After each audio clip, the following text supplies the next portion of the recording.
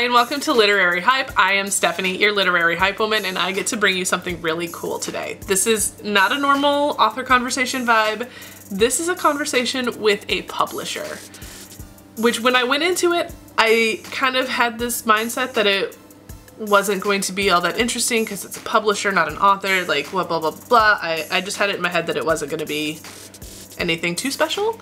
And then I met Mark Siegel, and he was absolutely wonderful. This is one of my favorite conversations I've done in a very long time. He's so transparent about the publishing industry and what's coming up, and I just really thoroughly enjoyed talking to him. If you have not heard of him, he is the creative director behind First Second, which is a graphic novel imprint. And so now they're branching out. First Second has become so successful that now they're separating things into teens and YA and adults. So the new adult imprint is called 23rd Street Books, and it is going to be publishing graphic novels for adults, both fiction and nonfiction. So Mark and I got to talk about all of this and what it's like putting these books out. So without any further ado, here's this really fun conversation with Mark Siegel.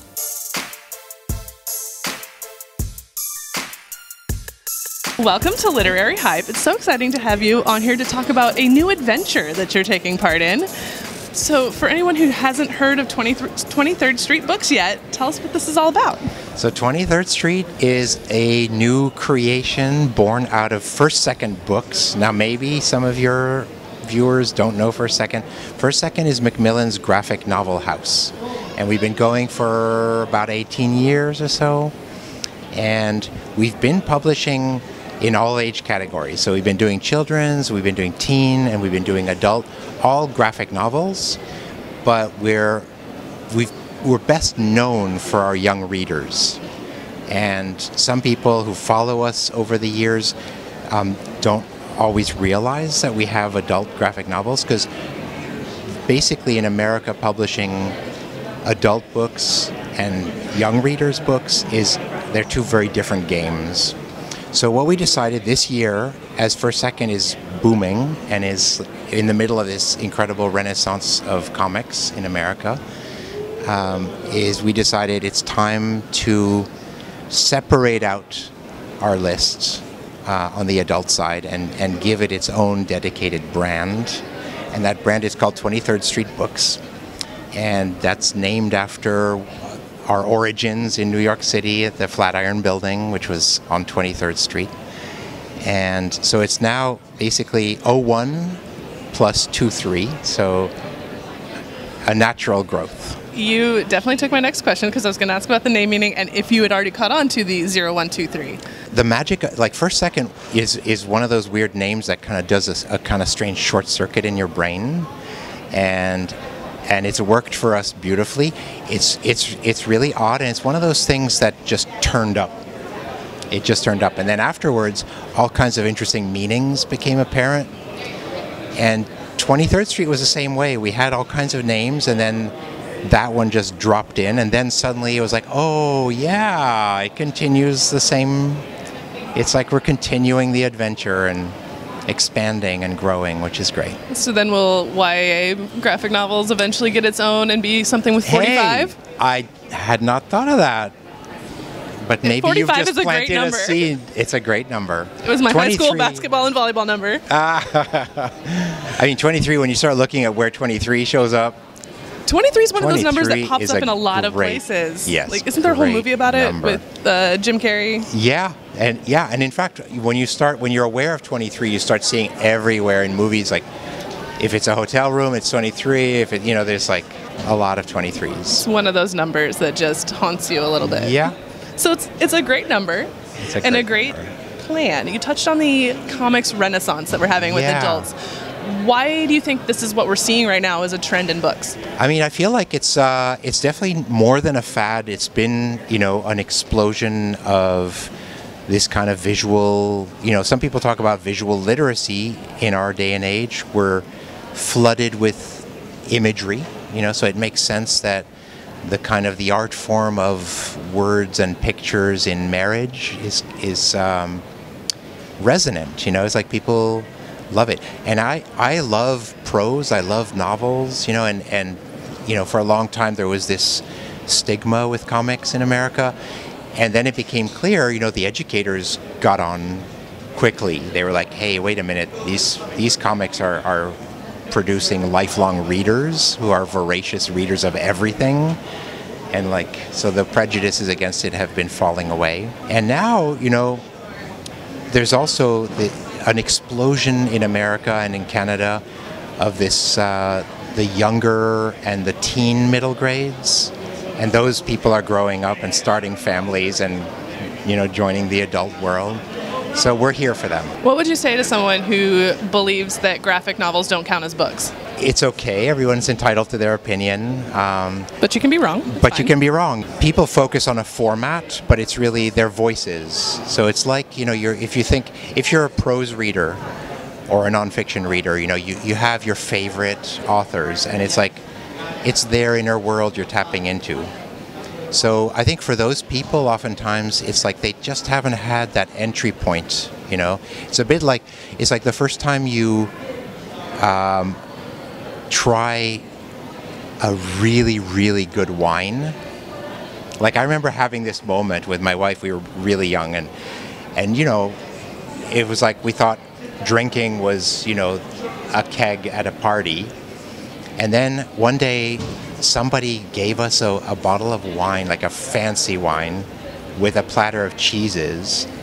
And we let it sit for almost a year on top of a fridge, and we just ignored it. And then one day we were like, oh, let's try it.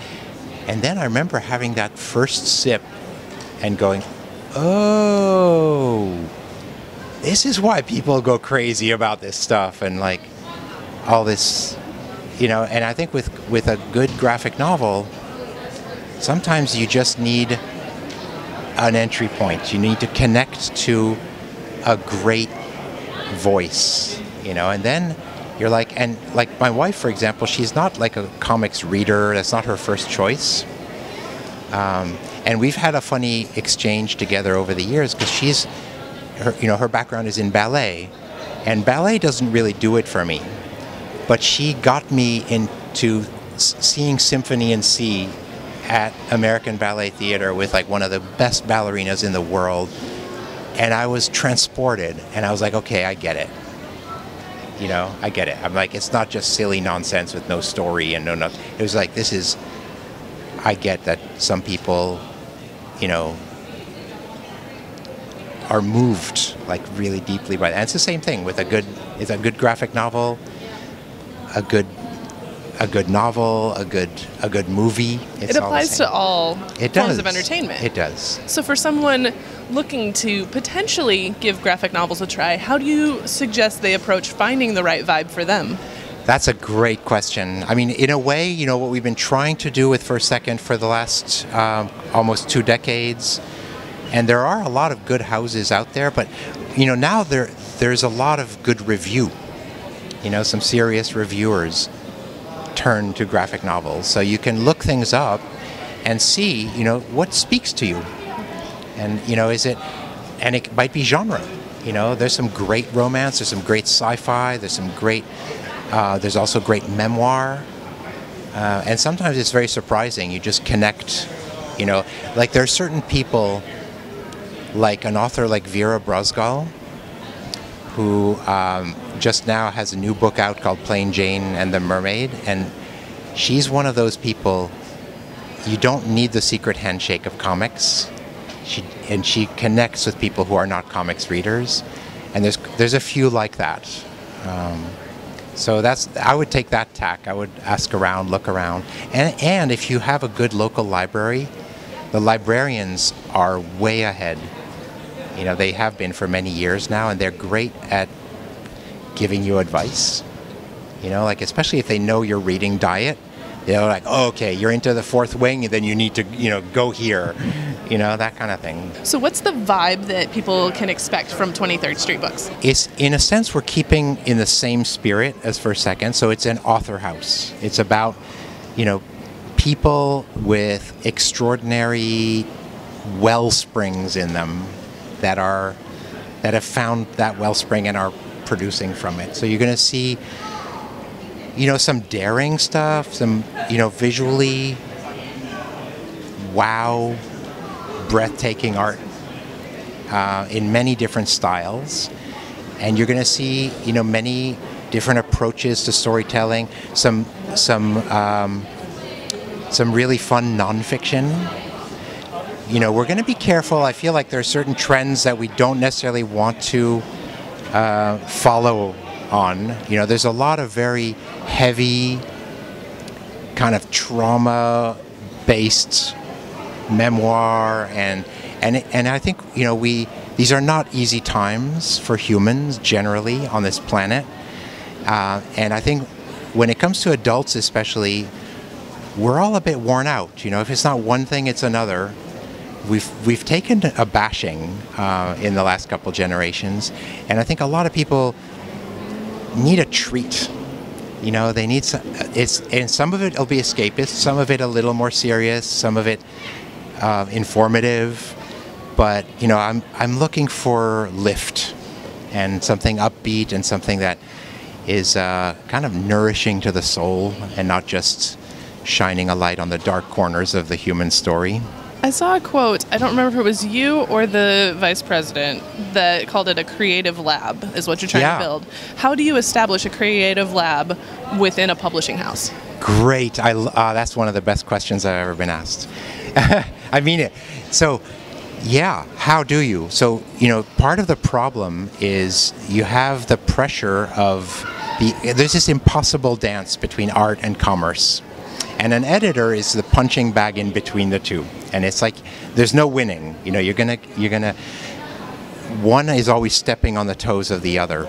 But I think as an editor, there's times when you need to be the champion of someone's genius. And it means sometimes making decisions that are, in the short term, counter-commercial. Or counterintuitive even. But it's like sometimes you sign someone up and it's like they need to run at like 2-3 books, but they've got something incredible in them, and it's not always easy, in the pressures of the marketplace, so sometimes it means taking a risk. But one thing I learned over the years with First Second is that typically when I think I found a cash cow, it tanks. And when I find something that I'm like, I don't care, this is just too good, we have to do it, oftentimes those are the ones that end up making money. How do you learn to trust yourself and your instincts when you see something you believe in not do as well as you thought? Oh, yeah. It happens. I mean, there are times, there's definitely heartbreak, I think in any creative field, for creators, there's a challenge. It's like you've got to stay, true and follow that North Star. But sometimes you get, you have to be able to kind of take a fall and get up. And it's hard when you talk about a graphic novel. Someone might have worked on something for 2, 3, 4 years. And I have my own projects. I know what it's like to work on a project for a long time and then put it out and it disappears in invisibility. And you have to kind of, find a way to be okay with that somehow and kind of, or just change line of work, What's the best lesson you've learned throughout your publishing career? About publishing, or just in general? I mean, you can do one about publishing and one just in general. I mean, the publishing thing, I feel like I started knowing very little about publishing, and I understand a little bit more the forces and the contradictions at play, like what we were just talking about with money versus vision. I'd say with going against the trend of American business today, I think there are rewards for those who play a long-term game. Everything is pushing us to go for the short term and the rapid success. And it's like a lot of publishing today has become like the kind of the Hollywood model. Right? It's like blockbuster weekend or it's a failure. And that kind of greedy model doesn't actually produce great things. So I feel like the long game, sometimes you have to kind of take the hit in the short term because you believe in something durable. So I'm interested in setting up a house that's going to be a great editorial home for creators for the next 50 years. So it's a bit of a different game than and I'm lucky Macmillan is privately owned. It's one of the big 5 houses in New York, but it's not a corporation. What are some of the books that people can expect to see in this first batch that comes out? So 2025, we have some amazing stuff. I mean, there's a guy, Jesse Lonergan, with a book called Drome, which is sci-fi that's extraordinary. You're going to see something that's a webtoon comic called Of Swamp and Sea, which is amazing. There's a best-selling biography of George Lucas and the making of Star Wars, which has been a hit in France, which we translated. And it's actually incredible that the artwork is amazing. It's like, sometimes with bios, there's like this kind of wooden style, like that's supposed to be realistic, and it's just like a bit dead. And this is like really expressive, but you recognize everybody. You recognize like Spielberg and Coppola, and the cool thing is George Lucas totally was an underdog. And his story, it's a bit like Rocky. It's like rousing to see this guy, and he was up against like the Fox executives, especially. They don't come off looking very good. And it's great. So there's exciting stuff like that. There's some horror, there's some romance, there's some really cool nonfiction. There's a book on electricity and magnetism that's going to be like, I think it's like Michael Pollan level. So you can learn stuff and look at cool art all at the same time. This is so fun. Once. Yes. I mean, I would say stay tuned. There already is a lot of really good adult stuff in the first second list. It's going to migrate over to 23rd Street, but it's there, and that gives you a sense of what we're doing. I would mention a few, like in the nonfiction side, there's a great biography of Putin called Accidental Tsar. There's the Gaslit Nation book, Dictatorship, It's Easier Than You Think, which is very funny, but also presses a few nerves in our times today. And also The Adventure Zone is a great example of a huge runaway hit that we've been publishing in adult already. So we're not starting from scratch, that's for sure. Does it feel different not starting from scratch with this than it did with First Second? Very different. So First Second, I was lucky to have some good mentors in publishing, but I started completely ignorant about the business of publishing. And I had this crazy dream, okay, we're going to make an author-driven house, a literary house for graphic novels. But how to do that, there was, in a way, we have the benefit of all the mistakes I've made, lots and lots of those. No one makes mistakes in publishing. What are you talking about? No, it's a science. Everyone's figured out down to, it's funny because people do talk about publishing and, as if it was a science, and everyone's very authoritative, but nobody really knows, it's like Fourth Wing. No one expected that to blow up the way it did. No. You're speaking to a fan. I'm a total sucker for I have those. an arc. Yeah. I was on board early. I have a signed arc. Yeah. I was on early. No. It's like, actually, that's a great example of like, in genre fiction, there's some great stuff happening, and it's true in graphic novels as well, and we're going to champion. I think the idea of having the new imprint is also so we can do the best job possible in that space, it works differently than the kids' space. How do you go about starting an imprint, just in general? What is that process like? It's a weird leap of faith. You kind of it's like you declare an intention, and it starts snowballing, and next thing you know, there's like other people that are joining you in the mission, and in my case, I feel like they're kind of crazy dreams, and my teammates in editorial, in design, in production, in managing ed are, they know I'm kind of the crazy dreamer guy. I have like schemes and we try things, and sometimes we fall on our face. I think that's the biggest one right now for anyone trying to do that, is how do you build enough cushion so that you can take risks? Because I think the killer for creativity is this kind of very risk-averse thinking where it's like, okay, we're going to cut out risk. So then you're going to just end up looking around and trying to do more of what already exists. But when you're talking to creatives, I think the best ones are, they want to leap into the unknown. They want to do something that's never been done before and put out some. And this is the kind of imprint we're trying to build. So it's a bit, at times it's like you have to just lean into the fear of it all. But the rewards are huge, and then you end up setting trends that others will follow. What do you personally love about graphic novels and comics?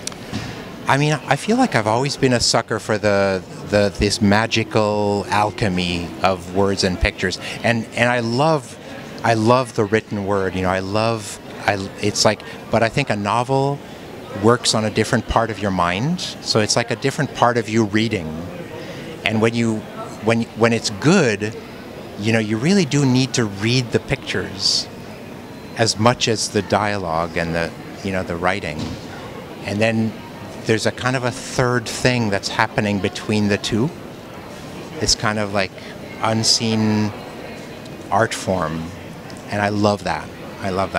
So Book Talk and Bookstagram have been a huge part of pushing some of these books. Yes. And a lot of people got into it for the free books. So are you guys going to do any influencer programs with this, and how would people get into it? So yes and no. So 23rd Street, we're launching in 2025. So we're just now lining up the whole program. So the marketing and the publicity are, yes, we do have some really fun stuff coming. But it's like right now, the plans are being hatched. Awesome. Well, the last question we always ask, because this is Literary Hype, what books are you hyped about? I am hyped about The Daughter's War by Christopher Buehlman, I think you pronounce his name. I read the Black Tongue Thief, and I just love the voice. I've been reading a little bit of cozy fantasy. It's very trendy. Yeah, very trendy. I didn't know I was like falling onto a trend. I think I'm not sure where I picked up. It was like the lattes, Yeah, Legends and Lattes. Legends and Lattes. That got everybody into cozy fantasy. Yeah. But at the moment, I think my pleasure reading is quite a lot of sci-fi fantasy. But those ones kind of pop out to mind. And then I also read Susanna Clarke, Piranesi. I know it's probably not that recent, but she had done what was it? Norrell and Strange. You remember that one? Sounds vaguely familiar. Piranesi is a strange, bizarre, but incredibly rewarding, delightful book to read. And I really recommend it. And it's the kind of book you don't say anything about. You just say, just read it. And that's one I would definitely hype. Thanks so much for taking time to talk about 23rd Street books on Literary Hype. My pleasure, Stephanie. Lovely to meet you. Thanks again to Mark for taking some time at San Diego Comic-Con to talk about 23rd Street books and First Second and what it's like to publish books, and giving me secret information so I could surprise all of you on camera. That was really fun. If you haven't seen that conversation, definitely check that one out. Mark is also an author, so if you want to check out his books, the links to do so are down below, as well as where to find him on social media. If you enjoyed this conversation, don't forget to hit the like button, subscribe to the Literary Hype channel, and share it with a friend. Thanks so much for watching. I'll see you next time.